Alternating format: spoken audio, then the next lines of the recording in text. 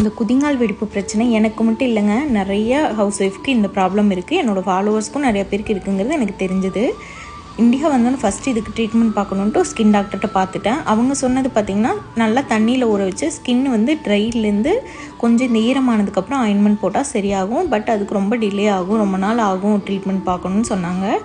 இந்த ப்ராடக்ட் வந்து கொஞ்ச நாளுக்கு முன்னாடி வேற ஒரு ரீலில் பார்த்து நான் சேவ் பண்ணி வச்சுருந்தேன். Colours remover. இதில் இந்த மாதிரி ரோலிங் ஹெட்டு 3 கொடுத்துருப்பாங்க. இதை காலில் வைக்கிறப்ப நம்மளோட ட்ரை ஸ்கின், அதுக்கப்புறமா ஹார்டான பார்ட் மட்டும் பிஞ்சு வந்துடுது, எந்த வலியுமே கிடையாது. அது பண்ணிவிட்டு குளிச்சுட்டு வந்துட்டு இந்த மாதிரி டாக்டர் கொடுத்த ஜெல் போடுறப்ப எனக்கு 1 வீக்லேயே நல்ல டிஃப்ரென்ஸ் தெரிஞ்சிச்சு. அவ்வளோ ட்ரையாக இருந்ததுக்கு இப்போ நல்லாவே ஸ்கின் கூடி வந்திருக்கு. ஸோ என்னோடய ஃபாலோவர் நிறையா பேர் வந்து எனக்கும் இதே ப்ராப்ளம் இருக்குக்கா, நான் இது யூஸ் பண்ணுறேன், இப்படி பாருங்கள் அப்படி பாருங்கன்னு நிறைய டிப்ஸ் எனக்கு கொடுத்தாங்க. நான் யூஸ் பண்ணி எனக்கு ஒர்க் அவுட் ஆனதை அவங்களுக்கு சொல்லலாம்னு சொல்லி தான் இந்த ரீல்ஸ் ஷேர் பண்ணியிருக்கேன்.